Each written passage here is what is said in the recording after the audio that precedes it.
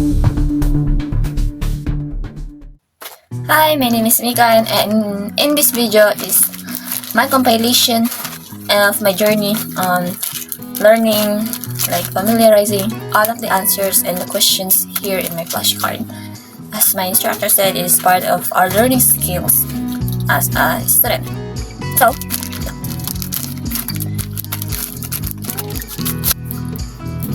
bawal tumingin sa answer. The blank model is an iterative and flexible software model development approach. So the blank model is an iterative and flexible software development approach. So my answer is agile model. The agile model, kasi I remember agile as a flexible. So word flexible, agile. So my answer is correct. 1 point. Next question is, provide at least 2 strengths of agile model. Of course, flexible. Flexibility in predictable. I don't know. Predictable? The flexibility, faster delivery, customer collaboration, early bug detection, better risk management. So I just get 1 correct answer. So consider it wrong. Kasi dapat 2. Next is, provide at least 2 weaknesses of agile model. So one of the weaknesses is requires close collaboration. Yan yung ma-remember. Dependency on skilled teams. So can any of these following? So requires close collaboration. 1. Difficult to predict cost and time. Not ideal for large scale projects with a clear structure. Thus is dependency on skilled teams. So I am correct. Na-answer ko yung first answer in the last. 2 points. So next is, agile follows principles from the blank, emphasizing collaboration, customer feedback, and adaptive planning. So nabasa ko ito sa isang YouTube video which was sent by our instructor. So my answer is Agile Manifesto. And I am correct. 3 points. What is the 3 key agile methodologies? Scrum, Kanban. Scrum, Kanban. Kanban. Sina final na ang Kanban. And XP. Expert programming. I'm not sure sa XP. So, Scrum, Kanban, extreme programming. So, I am wrong. Next is, the blank model is a linear and sequential software development approach. The blank model is a linear and sequential. So, it's a waterfall because it is linear and sequential. And I am correct. 4 points. Provide at least 2 weaknesses of waterfall model. Weaknesses. Inflexibility. Kasi flexible man ang agile, so opposite. So for me, inflexibility.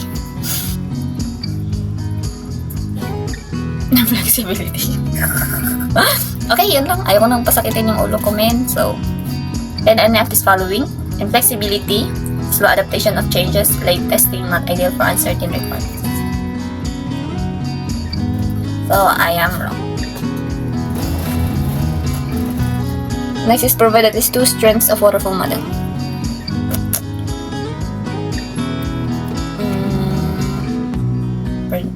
Predictability. I don't know. Predictability. So the answer can have this following: clear structure, predictability, good for large project, easier to manage. So I am correct. Isa lang na answer ko. So dalawa dapat, sa I am wrong. Next is, what is the 6 typical phases of waterfall? Requirements gathering, system design. Sana boys, maintenance, system design, deployment, testing. Dapat lang. So I'm wrong. So ang answer pala niya is requirement analysis, hindi requirement gathering. Requirement analysis, system design, implementation, integration and testing, deployment and maintenance.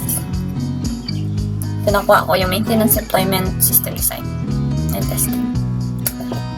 So, memorize din to.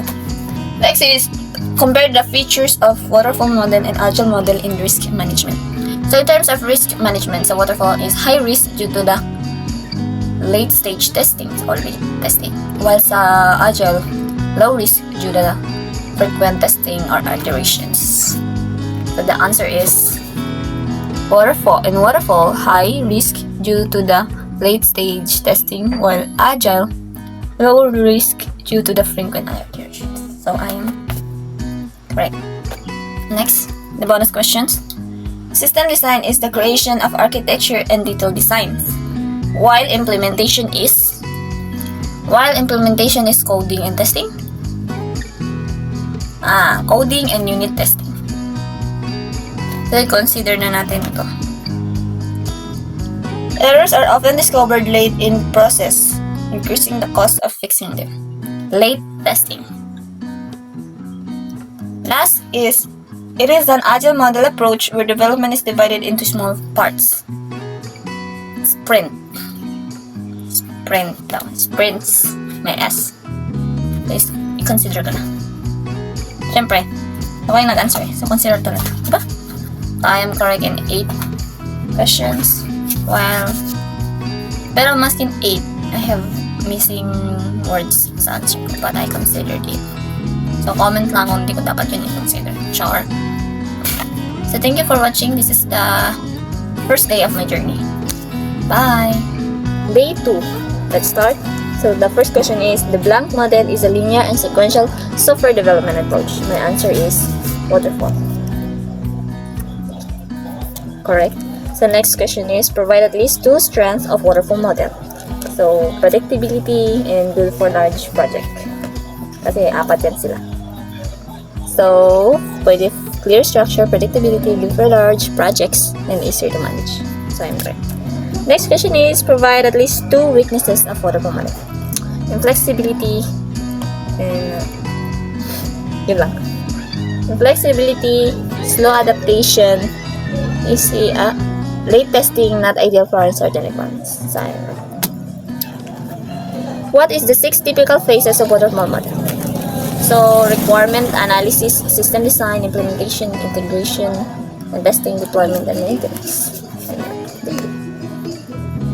System analysis, system design, implementation, integration, and testing, deployment. Second is, compare the features of waterfall model and agile model in risk management. So, in waterfall model, it has high risk due to late testing, while in agile, it has lower risk due to frequent iteration.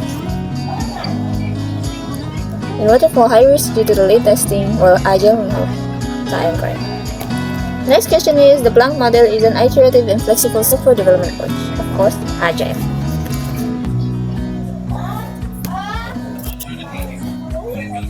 Next is, provide at least 2 weaknesses of agile model. So weaknesses niya is dependency on skilled teams and requires close collaboration. Has 4 but I only give 2.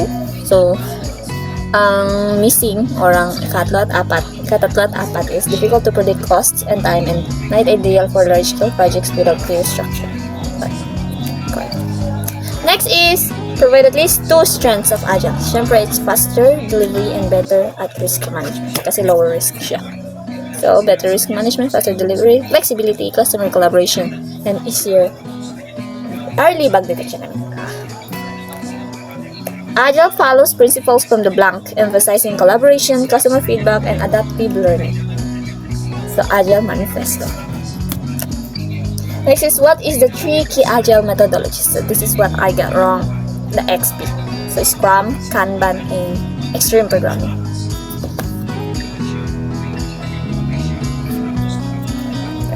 So, this is the bonus question. So, next is, system design is the creation of architectural and detailed designs, while implementation is, of course, coding and testing. Coding and unit testing.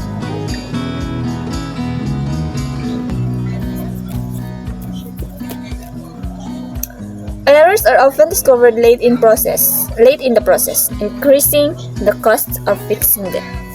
Answer is late testing. Sorry sa writing.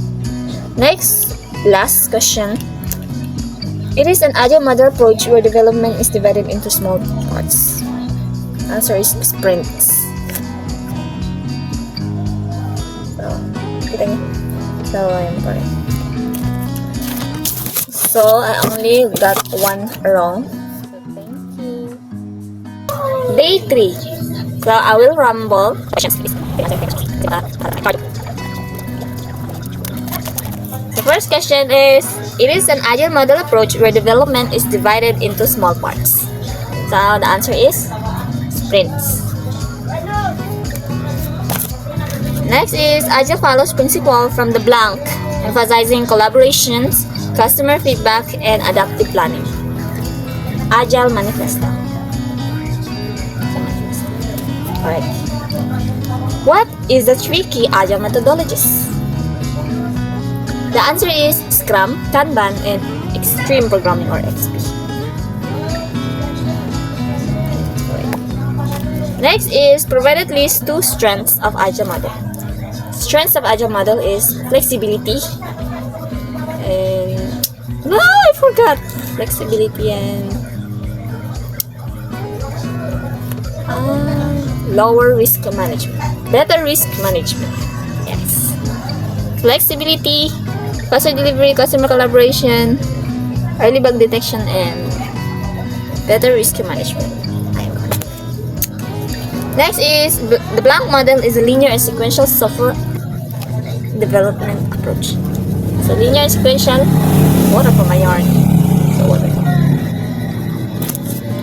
Next is errors are often discovered late in the process, increasing the cost of fixing them. Late testing. My answer is late testing. Alright. So next is system design is the creation of architectural and detailed design, while implementation is blank. So implementation is coding and unit testing. So you will implement code, unit testing, coding, and unit testing. Next, provide at least 2 weaknesses of waterfall. Inflexibility and skilled teams dependency. Wrong. Dito talaga ako narurong, guys. So, inflexibility, slow adaptation of changes, late testing, not ideal for uncertain requirements. Next is provide at least 2 weaknesses of agile model. Agile model. Dependency on skilled teams and need close collaboration. Requires close collaboration.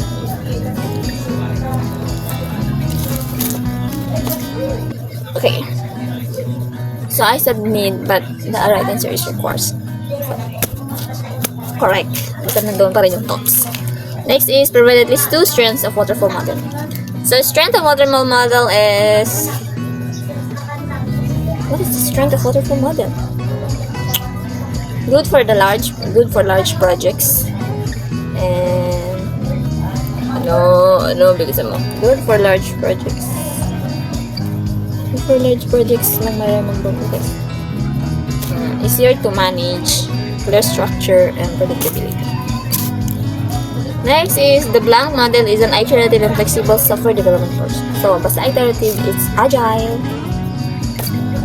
Next is compare the features of waterfall model and agile in risk management. So, as I said, agile has lower risk while waterfall has higher risk. So the thoughts of it we get. Basta waterfall high risk, agile low risk. Last question is, what is the 6 typical phases of waterfall? Requirement analysis, system design, implementation, integration, and testing, deployment, and maintenance. Okay. So, kahapon, I got only 1 wrong. And now, nadagdagan 2. So let's see if tomorrow makukuha na ba natin. So, happy? Bye! Day 4 on my flashcard. So, let's start. Provide at least 2 weaknesses of waterfall model. So, inflexibility and late testing. So, number Number 1 and 2. Number 3. So number 2 is low adaptation of changes, and last is not ideal for uncertain requirements. Next question is provide at least 2 strengths of waterfall model. So strength niya is good for large project and predictability. So we have clear structure, predictability, good for large projects, and easier to manage. So I am correct. Next is compare the features of waterfall model and agile in risk management. So in waterfall, the risk management is high risk, and while in agile, low risk. So high risk due to late testing stage, and lower risk to agile because of frequent iteration. Next question is the blank model is an iterative. So from the word iterative and flexible software development approach. Basta iterative, agile na yarn. So agile. Next is provide at least 2 weaknesses of agile. So one of the weaknesses of it is requires close collaboration, and last is dependency on skilled teams. So out of 4, I get the 2 must provided answer correct. So next is system design is the creation of architectural and detailed design, while implementation is, so of course implementation is coding and unit testing. Next is errors are often discovered late in the process, increasing the cost of fixing them. Of course, late testing. Next is the blank model is a linear and sequential software development approach. Basta linear, it is waterfall. Next, provide at least 2 strengths of agile. So flexibility and fast delivery, and better risk management. Provide 3. Faster delivery, flexibility is better risk management, early bug detection, customer collaboration. Next question, what is the 3 key agile methodologies? So Scrum, Kanban, and XP or extreme programming. So, we got it. Next is agile follows principles from the blank, emphasizing collaboration, customer feedback, and adaptive planning. So the answer is Agile Manifesto. Next, it is an agile model approach where development is divided into small parts. Basta small parts. Sir parts, charge up. Sprints. Last question. What is the 6 typical phases of waterfall model?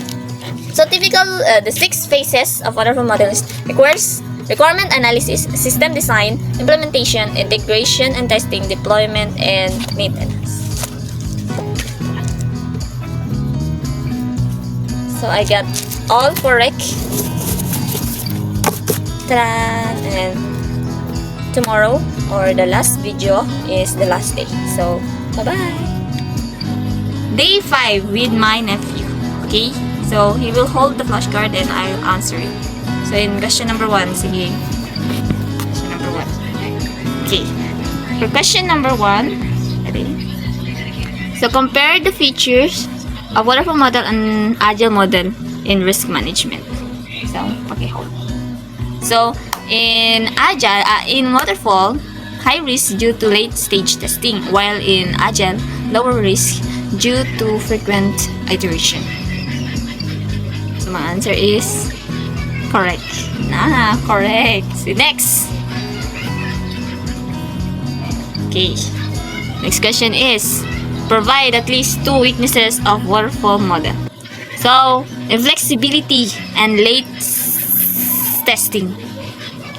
So yes, I am correct.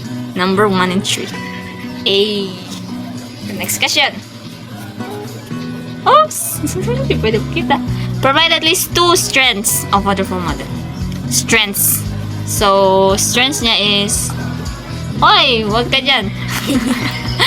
Strengths niya is good for large project and predictability.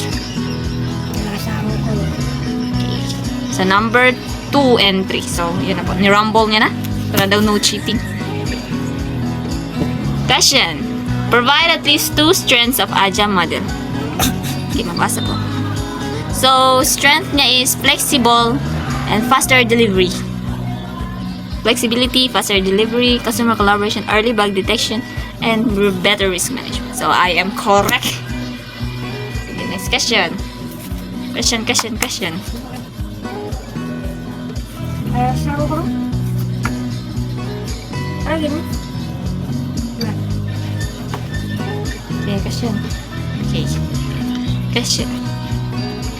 So the question is, errors are often discovered late in the process, increasing the cost of fixing them.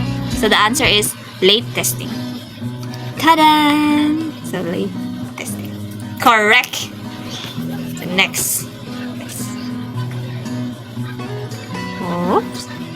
So next question is, the blank model is a linear and sequential. So from the word linear, sequential, so we know is waterfall. Correct. Next question. Next question is, ito, the blank model is an iterative, from the word iterative, and flexible. So sino si flexible? Is agile. Tanan! Agile. Next. Oh, sa mahiwagang questionnaire. What is the 6 typical phases of waterfall model? 6 typical phases. Requirement analysis, system design, implementation, integration and testing, deployment, and maintenance. Okay. Requirement analysis, system design, implementation, integration, testing, deployment, and maintenance. So, correct. Next. It is an agile model approach where development is divided into small parts. From the word small parts, sprints. Sprints. Next. Okay. So agile follows principles from the blank, emphasizing collaboration, customer feedback, and adaptive planning. So the answer is Agile Manifesto. Ay, matangan naman sa dyan. No, di mo tango. Sige, oh. Tangalin niya. Okay, lumatang ako maya. Sige, di niya ako. Makada, nag-cheat na ako. So, ganun, oh. Okay? So, system design is the creation of architecture and detailed designs, while implementation is blank. So, the answer is coding and unit testing. So, basta implementation is coding and unit testing. Tada! For 5 days, executive 5 days, di mo memorize, di mo familiarize. Siyempre, familiarize mo. Next question is, what is the 3 key agile methodologies? No. Scrum, Kanban, and XP. Extreme programming. Next one is Last? Parang ngayon. Provide at least 2 weaknesses of agile. So, dalawa lang talaga memorize ko. Require weaknesses na. Requires close collaboration and dependency on skilled teams. We all know, napapansin nyo, from the day 1 to the last day up until now, yan lang talaga alam ko na answer. And I'm gonna stick to it. Bumulog tayo! So that's all. Bye-bye!